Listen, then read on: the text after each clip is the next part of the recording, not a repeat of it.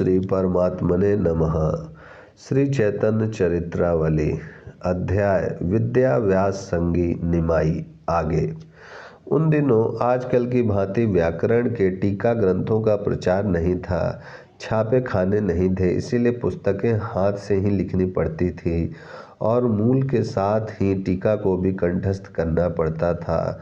अध्यापक टीकाओं के ऊपर जो टिप्पणियां बताते उन्हें छात्र भूल जाते थे, इसीलिए कई छात्र परस्पर मिलकर पाठ को विचार न लें तब तक पाठ लगता ही नहीं था। अब भी पाठशालाओं में बुद्धिमान छात्र अपने साथियों को पाठ विचरवाया करते हैं। निमाई भी अपने साथियों को पाठ विचरवाते, इसीलिए सभी छात्र इनका गुरु की भांति आदर करते थे।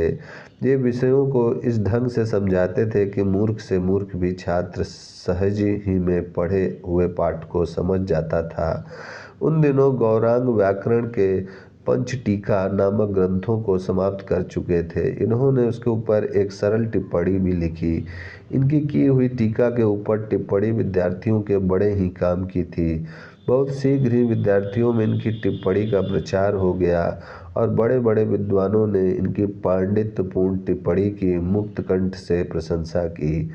यहीं तक नहीं, उस टिप्पणी का नवद्वीप से बाहर अन्य देशों के छात्रों में भी प्रचार हुआ और सभी ने इनके पांडित्य की सराहना की। इस प्रकार इनकी प्रशंसा दूर दूर तक फैल गई। व्याकरण के साथ ही ये अलंकार के भी पाठ सुनते और उन्हें सुनते सुनते ही हृदयगम करते जाते थे। इस प्रकार ये थोड़े ही समय में व्याकरण तथा अलंकार में प्रवीण हो गए। उन दिनों नवद्वीप में जो न्याय का बोलबाला था, पंडित व्याकरण पढ़कर न्याय नहीं जानता, उसका विशेष सम्मान नहीं होता था। न्याय में उन दिनों पंडित वासुदेव सार्वभौम नदिया के राजा समझे जाते थे। न्याय में उन्हीं की पाठशाला सर्वश्रेष्ठ समझी जाती थी और उसमें सैकड़ों छात्र पढ़ते थे। उस पाठशाला के पढ़े हुए छात्र आज संसार प्रसिद्ध पंडित माने जाते हैं।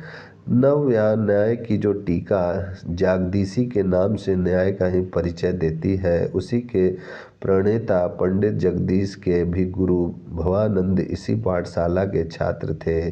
दधीति नामक जगत प्रसिद्ध ग्रंथ के प्रणेता पंडित रघुनाथ जी भी उन दिनों इसी पाठशाला में पढ़ते थे। इस प्रकार वह पाठशाला न्याय का एक भारी केंद्र बनी हुई थी। निमाई भी पाठशाला में जाकर न्याय का पाठ सुनने लगे। ऐसी पाठशालाओं में प्रत्येक छात्रों के पृथक पाठ नहीं चलते हैं, 10-5 पाठ होते हैं। अपनी जैसी योग्यता हो उसी पाठ को जाकर सुनते रहो, बस यही पढ़ाई थी। सैकड़ों छात्र और पंडित पाठ सुनने आते हैं। अध्यापक उनमें से बहुतों का नाम पता भी नहीं जानते, वे पाठ सुनकर चले जाते हैं। आज भी काशी आदि बड़े बड़े स्थानों की प्राचीन ढंग की पाठशालाओं में ऐसा ही रिवाज है। निमाई भी पाठशालाओं में जाकर पाठ सुन आते। सार्वभौम महाशय का उन दिनों इनके साथ कोई विशेष परिचय नहीं हुआ, किंतु इनकी चंचलता, चपलता, वाक्पटुता और लोकोत्तर मेधा के कारण मुख्य मुख्य छात्र इनसे बहुत स्नेह करने लगे। वे यह भी जानने लगे कि न्याय जैसे गंभीर विषय को निमाई भली भांति समझता है। वह अन्य बहुत से छात्रों की भांति केवल सुनकर ही नहीं चला जाता। पीछे जिनका हम उल्लेख कर चुके हैं, वे ही दधीति महाग्रंथ के रचयिता पंडित रघुनाथ उन दिनों सभी छात्रों में सर्वश्रेष्ठ समझे जाते थे। उन्हें स्वयं भी अपनी तर्क शक्ति और विलक्षण बुद्धि का भरोसा था। उनकी उस समय से ही यह प्रबल वासना थी कि मैं भारतवर्ष में एक प्रसिद्ध न्यायिक बनूं, संपूर्ण देशों में मेरी विलक्षण बुद्धि की ख्याति हो जाए। जो जैसे होनहार होते हैं, उनकी पहले से ही वैसी भावना होती है। रघुनाथ की भी सर्वमान बनने की पहले से ही वासना थी।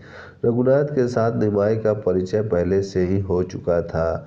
उनके साथ इनकी गाढ़ी मैत्री भी हो चुकी थी। निमाई कभी कभी रघुनाथ के निवास स्थान पर भी जाया करते और उनसे न्याय संबंधी बातें भी किया करते थे। इनकी बातचीत से ही रघुनाथ समझ गए कि यह भी कोई होनहार न्यायिक है। वे समझते थे कि मुझसे न्याय में स्पर्धा रखने वाला नवद्वीप में दूसरा कोई छात्र नहीं है। निमाई से बातचीत करते करते कभी उन्हें खटकने लगता कि यदि यह इसी प्रकार परिश्रम करता रहा तो संभवतया मुझसे बढ़ सकता है, किंतु उन्हें अपनी बुद्धि पर पूरा भरोसा था, इसीलिए इस विचार को वे अपने हृदय में जमने नहीं देते थे। एक दिन रघुनाथ को गुरु ने कोई पंक्ति लगाने को दी। वह पंक्ति रघुनाथ की समझ में ही नहीं आई। वे दिन भर चुपचाप बैठे हुए उसी पंक्ति को सोचते रहे। तीसरे पहर जाकर वह पंक्ति रघुनाथ की समझ में आई। उन्हें बड़ी प्रसन्नता हुई। गुरु को बात कर वे अपने स्थान पर भोजन बनाने चले गए। निमाई का स्वभाव तो चंचल था ही। रघुनाथ को पाठशाला में न देखकर आप उनके निवास स्थान पर पहुंचे। वहां जाकर देखा रघुनाथ भोजन बना रहे हैं। लकड़ी गीली है। रघुनाथ बार बार फूंकते हैं, अग्नि जलती ही नहीं। धुएं के कारण उनकी आंखें लाल पड़ गई हैं और उनमें से पानी निकल रहा है। हंसते हुए निमाई ने रघुनाथ के चौके में प्रवेश किया। प्रेम के साथ हंसते हुए बोले, पंडित महाशय, आज असमय में रंधन क्यों हो रहा है? अग्नि में फूंक देते हुए रघुनाथ ने कहा, क्या बताऊं भाई, गुरुजी ने एक पंक्ति लगाने के लिए दी थी, वह मेरी समझ में ही नहीं आई। दिन भर सोचते रहने पर अब समझ में आई। उसे अभी गुरुजी को सुना कर आया हूँ, इसीलिए भोजन बनाने में देर हो गई। जल्दी से निमाई ने कहा, जरा हम भी तो उस पंक्ति को सुने। पंक्ति क्या थी, आफत थी जो आप जैसे पंडित की समझ में इतनी देर में आई? जरूर कोई बहुत ही कठिन होगी। मैं भी उसे एक बार सुनना चाहता हूँ। रघुनाथ ने वह पंक्ति सुना दी। थोड़ी देर सोचने के अनंतर निमाई हंस पड़े और बोले, बस इतनी छोटी सी पंक्ति को इतनी देर सोचते रहे, इसमें है ही क्या? जरा आवेश के साथ रघुनाथ जी ने कहा, अच्छा कुछ भी नहीं है तो तुम ही लगा कर बताओ। इतना सुनते ही निमाई ने बड़ी सरलता के साथ पंक्ति के पूर्व पक्ष की स्थापना की। फिर यथावत एक एक शंका का समाधान करते हुए उसे बिल्कुल ठीक लगा दिया। निमाई के मुख से उस उतनी कठिन पंक्ति को खिलवाड़ की भांति हंसते हंसते लगाते देख रघुनाथ के आश्चर्य की ठिकाना नहीं रहा। उन्हें जो शंका थी वह प्रत्यक्ष आ उपस्थित हुई। उनकी सभी आशा पर पानी फिर गया। भोजन बनाना भूल गए। निमाई उनके मनोभाव को ताड़ गए कि रघुनाथ कुछ लज्जित हो गए हैं, इसलिए यह कहते हुए कि अच्छा आप भोजन बनावे, फिर मिलेंगे, पाठशाला की ओर चले गए। रघुनाथ ने जैसे तैसे भात तो बनाया, किंतु उनके हृदय में निमाई की बुद्धि के प्रति डाह होने के कारण उन्हें भोजन में आनंद नहीं आया।